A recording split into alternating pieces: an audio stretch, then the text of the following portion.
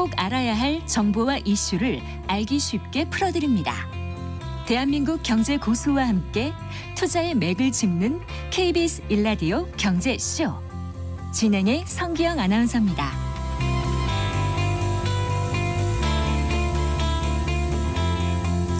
네, 성기영의 경제쇼 4월 24일 내일은 안수남은 세무사와 함께하는 세금 무엇이든 물어보세요 코너가 열립니다. 세금 관련해서 궁금한 내용 있으신 분들은 성기영의 경제쇼 홈페이지 청취자 게시판에 질문 남겨주시거나 샵 9730으로 상담 내용 문자 보내주시기 바랍니다. 짧은 문자 50원, 긴 문자 100원, 그리고 어플리케이션 콩은 무료입니다. 인간의 모습을 닮은 휴머노이드 로봇 시장을 두고 글로벌 경쟁이 치열해지고 있습니다.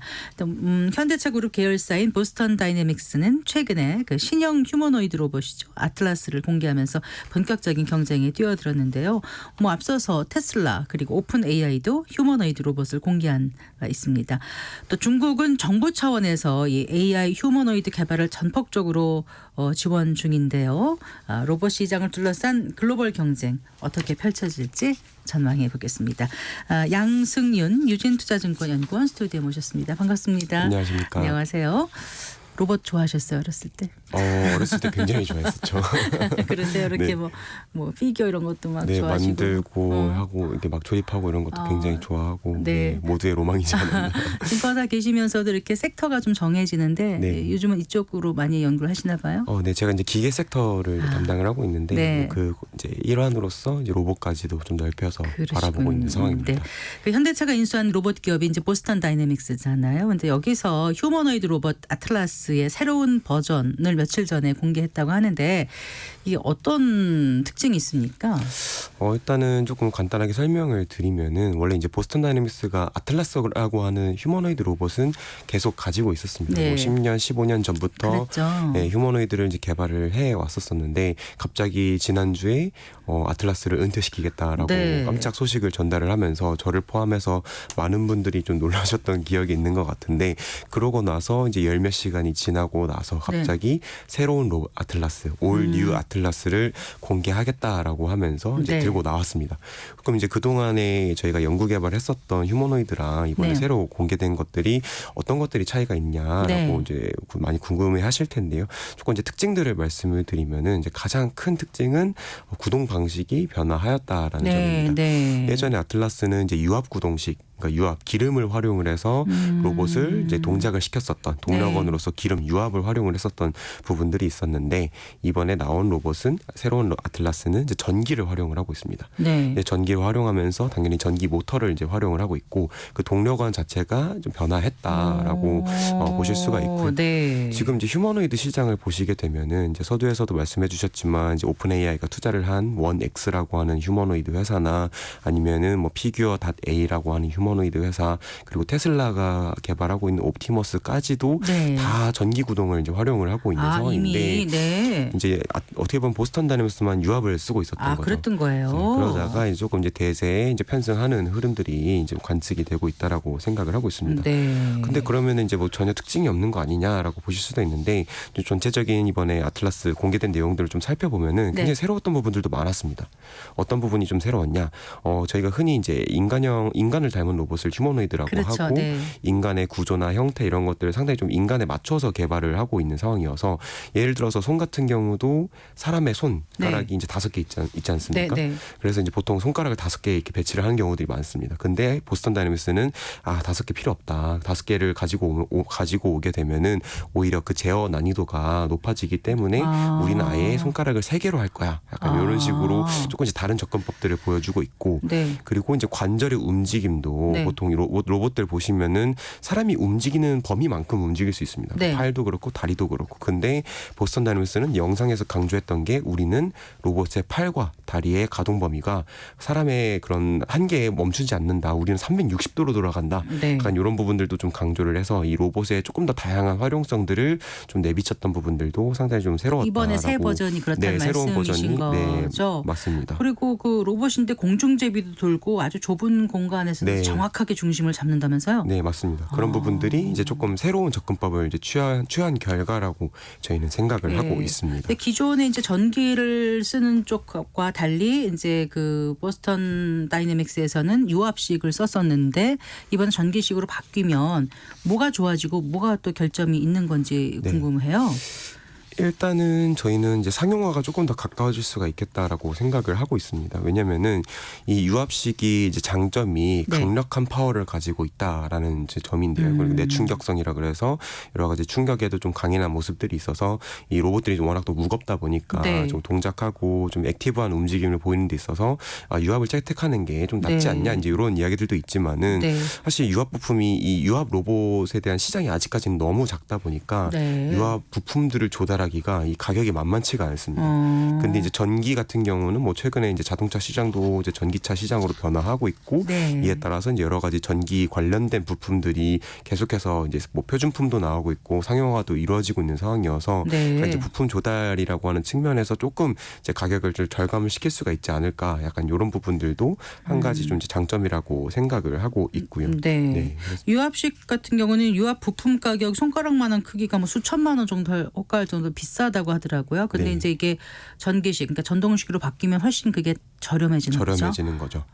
그리고 정밀한 움직임 표현은 더 좋아지는 거고. 네, 유압이 또 문제가 뭐냐면은 이제 네. 기름으로 컨트롤 하다 보니까 네. 이 계속해서 이 기름이라고 하는 게 유체잖아요. 그러니까 흘러가는 이제 존재다 보니까 네, 네. 그거를 이제 저희가 뭐 로봇의 팔이나 이런 다리의 움직임을 정확하게 컨트롤하고 싶은데 그 유량을 조절하기가 굉장히 어려운 거죠. 그래서 좀 이제 제어 난이도가 이제 높다라고 흔히 이제 표현을 많이 하는 거고. 네. 모터 같은 경우는 저희가 이제 전기의 동력을 뭐 끊고 넣고를 하면서 쉽게 이제 그것들을 이제 컨트롤할 수가 있고 네. 그 모터 뒤에 보통 엔코더 센서라고 하는 센서를 이제 부착을 하는데 네. 그 엔코더 센서가 해주는 게 무엇이냐고 하면은 모터가 얼만큼 돌아갔는지를 측정을 네. 해줍니다. 네. 그러니까 저희가 그 측정을 할 수가 있으니까 네. 조금 더 이제 정밀하게 좀 더 컨트롤할 수 있는 부분들이 좀 더 쉬워진다라고. 전기식이. 네, 전기식이. 네, 네. 네. 대신 그 기존의 유압식은 이제 큰 힘을 필요로 하는 장치에 사용하기는 좋다면서 어마어마한 힘이 네, 나올 수 맞습니다. 있다고 해서 네. 알겠습니다. 그런데 이제 그 미국 회사들도 좀 살펴보자면 챗 GPT 만든 오픈 AI도 휴머노이드 로봇 개발에 뛰어들었다면서요. 맞습니다. 네. 이제 뭐 챗GPT를 만들다가 이제 이제 챗GPT를 만들던 그런 AI 기반 기술들을 바탕으로 해서 이제 로봇 시장까지도 이제 뛰어들고 싶다라는 이제 의사들을 좀 강력하게 내비쳤다라고 저희는 이해를 하고 있습니다. 지금 이제 오픈 AI가 이제 지난해에는 아까도 말씀드렸던 원엑스라고 하는 노르웨이의 휴머노이드 회사에 네. 이제 투자를 했었었고 네. 그리고 이제 올해는 피규어.ai라고 하는 미국의 네. 휴머노이드 로봇 회사에 투자를 했습니다. 네. 뭐 이게 단순히 저희가 이제 투자를 하고 끝나는 네. 게 아니라 그 휴머노이드 하드웨어에다가 이제 본인들이 개발한 AI 소프트웨어를 지금 접목을 시키고 있는 상황이라고 보실 수가 있고요. 네. 최근에 이제 유튜브에서도 이제 일부 영상들이 좀 공개가 되면서 가장 좀 큰 화두를 불러일으켰었던 게 피규어.ai라고 하는 회사에서 이제 네. 오픈 AI의 AI 기술을 접목을 해서 이 로봇한테 사람이 말도 걸고 작업을 시켰을 때 네. 그것들을 굉장히 자연스럽고 부드럽게 이제 수행을 하는 모습들을 이제 공개를 하면서 네. 이 정말 이 시장이 이제 휴머노이드 시장이 열릴 수도 있겠다라는 기대감들을 좀 이제 증폭시키기도 했다라고 저희는 보고 그러니까 있습니다. 챗 GPT라는 게 이제 인공지능을 활용해서 대화가 가능한 채팅 로봇을 만든 거잖아요. 네. 근데 그 기술과 로봇 이게 역량이 합쳐지면 이제까지 생각했던 것보다 훨씬 뛰어넘은 휴머노이드 로봇 정말 인간을 많이 닮는 쪽으로 가까이 갈 것 같다는 생각이 네. 드네요. 맞습니다. 네. 지금 사실 휴머노이드 시장이 보면은 뭐 모든 로봇 휴머노이드뿐만 아니라 모든 로봇들도 그렇지만 이제 제가 기계 섹터를 담당을 하면서 네, 네. 로봇을 바라보는 것처럼 이 원래는 이제 로봇 시장을 기계 공학 관점에서 바라봤었습니다. 그러니까 기계적인 하드웨어적인 움직임에만 굉장히 초점을 많이 맞추었었는데 네. 사실 로봇들이 이제 그렇게 기계적인 움직임만 한다고 하면은 작업에 있어서 범용성이 떨어집니다. 한계가 있죠. 한계가 있고 네. 저희가 시킨 것만 단순 반복 작업으로 할 수 있는 이제 측면들이 있었는데 네. 이제 거기에 AI라든지 이런 소프트웨어 영향들을 더해준다라고 하면은 말 그대로 이제 범용 로봇 이제 탄생할 수 있는 네. 이제 그런 이제 흐름들이 나올 수가 있다라고. 그렇다면서 이해를 로봇이 할수 있습니다. 테이블 앞에 서 있는데 테이블에 이제 컵 뭐 그릇이 그만 어질러져 있으니까 사람이 그릇이 다음에 어디로 가야 되지 알겠어 하니까 로봇이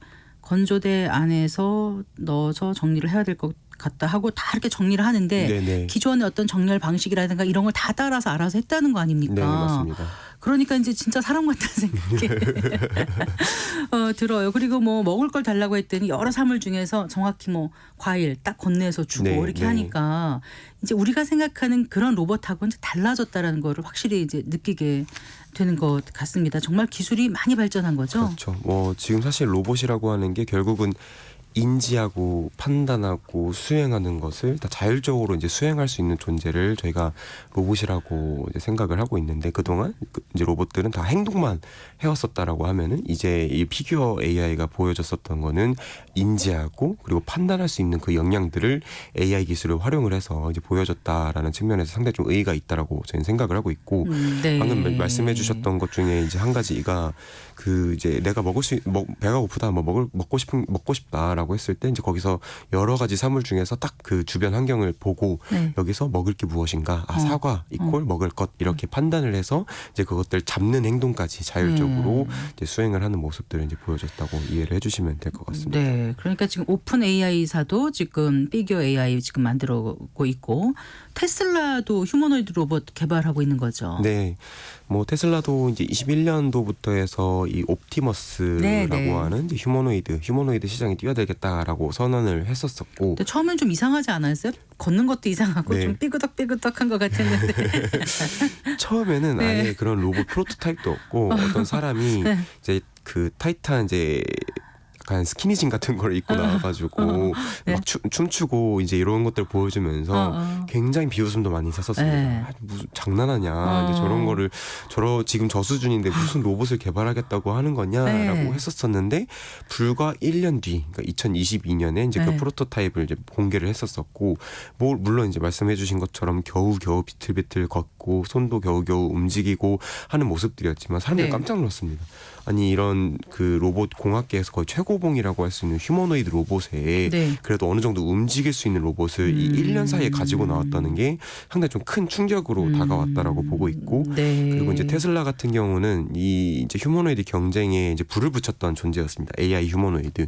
왜냐면은 뭐 단순히 기계적으로 저희가 접근했었던 것들에 테슬라의 FSD, 그러니까 자율주행차에 썼었던 여러 가지 자율주행 소프트웨어나 네, 네. 아니면 이제 도조라고 하는 본인들의 반도체 이런 것들을 예. 로봇에도 같이 접목을 시켜서 빠르게 AI 소프트웨어를 접목한 휴머노이드를 개발하겠다 이런 방침들을 보여줬었던 것도 상당히 좀 의의가 있었다라고 보고 있고, 네. 그러다가 이제 작년 2023년에는 2세대 로봇을 공개를 했죠. 네. 상당히 좀 이제 그 하드웨어적인 움직임들도 많이 부드러워지고 이제 고도화되는 모습들을 보이면서 뭐 말 그대로 이제 내년부터는 조금 이제 테스팅이 이루어질 걸로 생각이 되고 있어서 조금 네. 생각보다 빠르게 이 시장에 좀 진입을 하고 있는 그런 상황이라고 그렇군요. 저희는 생각을 하고 있습니다. 네.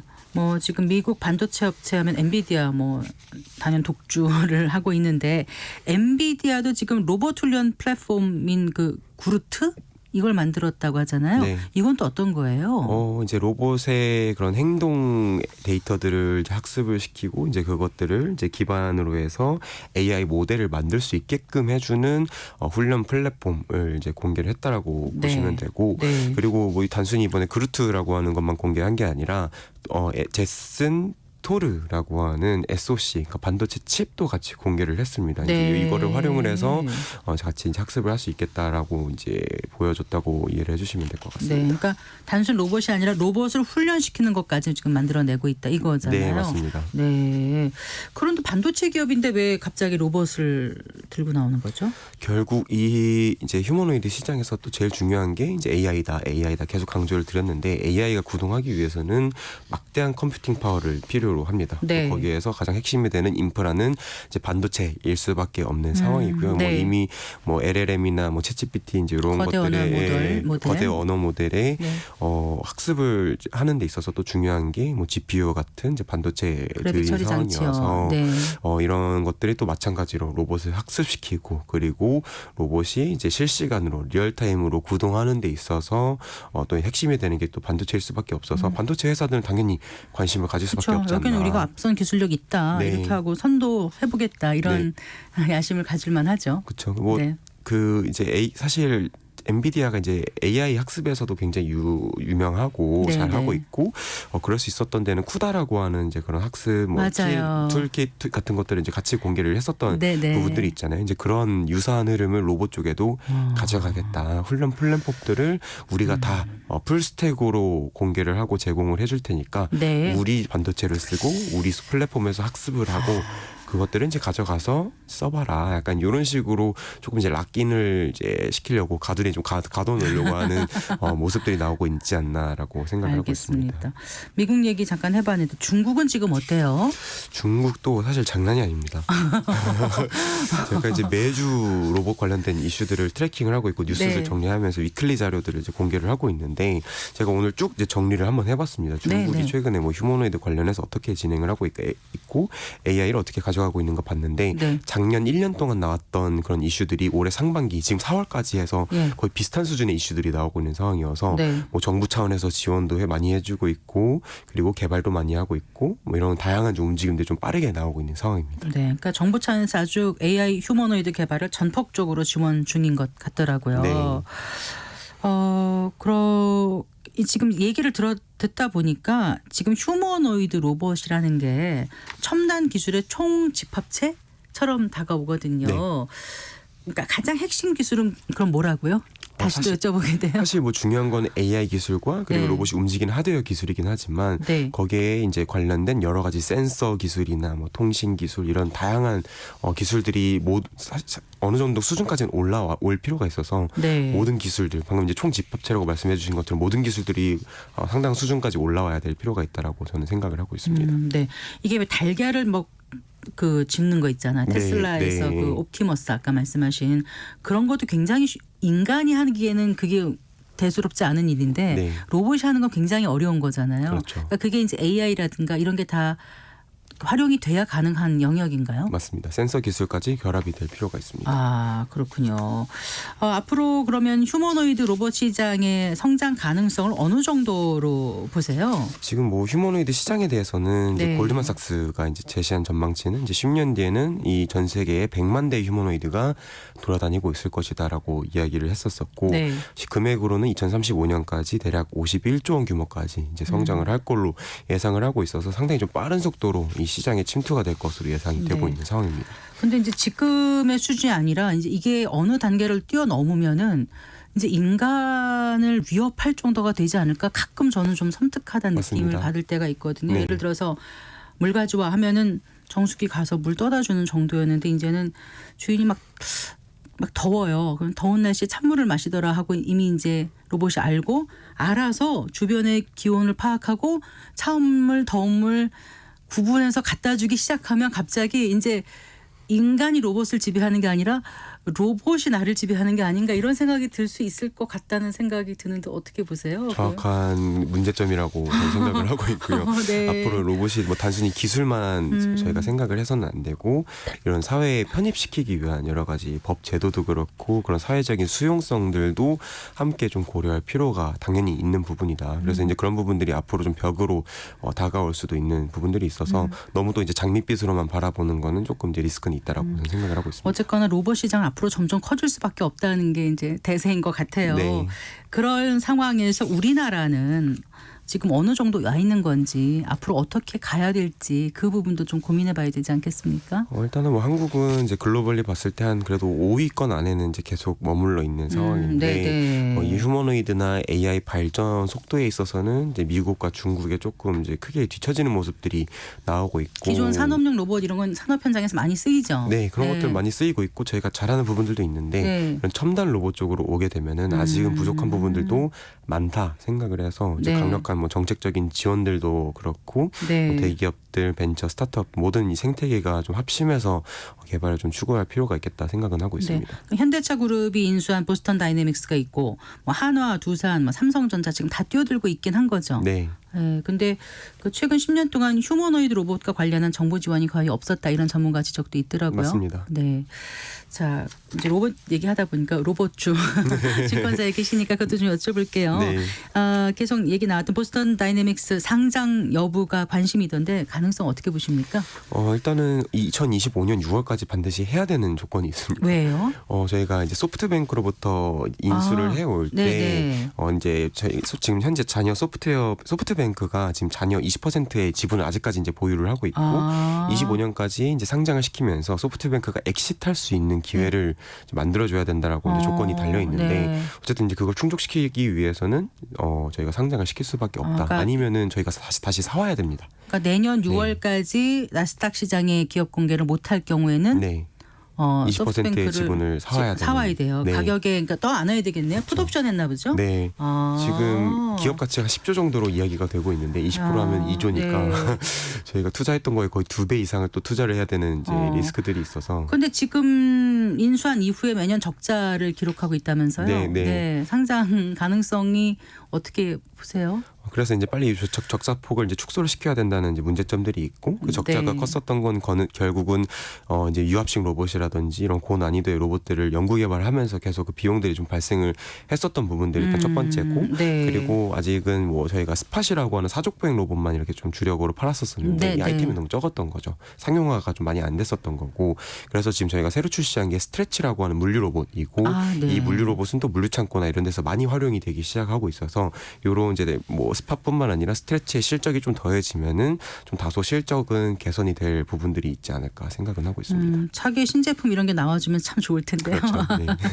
네, 어쨌든 로봇 회사들이 지금 뭐 이렇게 좀 적자인 것 같은데 그래도 로봇주 투자 전략 어떻게 가져가면 좋을지 항상 시간 다 오른 다음에 가면 그때는 뭐 사실 투자를 잘하는 게 아니잖아요. 네. 미리 가치를 보고 들어가는 게 좋을 텐데 네. 어떻게 권해주실지요? 사실 지금 국내 로봇주들을 좀 보게 되면은 조금 이제 실적 수준 대비해서 밸류에이션의 그 괴리가 좀 굉장히 크게 벌어져 있다라고 생각을 하고 네. 있고 작년에도 그랬었고 그러다 보니까 이 로봇주들의 움직임을 보면은 모멘텀 중심으로 좀 이제 상승하고 하락하는 모습들이 나왔기 때문에 여전히 저희는 모멘텀 중심으로 조금 단기적으로 대응을 하거나 아니면은 기술적으로 봤을 때 이제 10년 뒤에도 유망한 그런 기업들을 소팅을 해서 이제 선별을 해서 장기적인 관점에서 투자를 할 필요가 있겠다라고 생각을 하고 있고 만약에 모멘텀으로 보신다고 하면은 올해는 이제 첫 번째가 정책 모멘텀들이 좀 다수 이제 존재하고 있는 상황이고 네. 그리고 이제 AI나 뭐 휴머노이드 관련해서 이런 기술 개발에 대한 이제 긍정적인 부분들이 있으니까 이런 이제 뭐 저희가 R&D 과제가 나온다라든지 이런 것들 누가 수주하는가 네. 이런 기술 기대감들 같이 보고 아니면은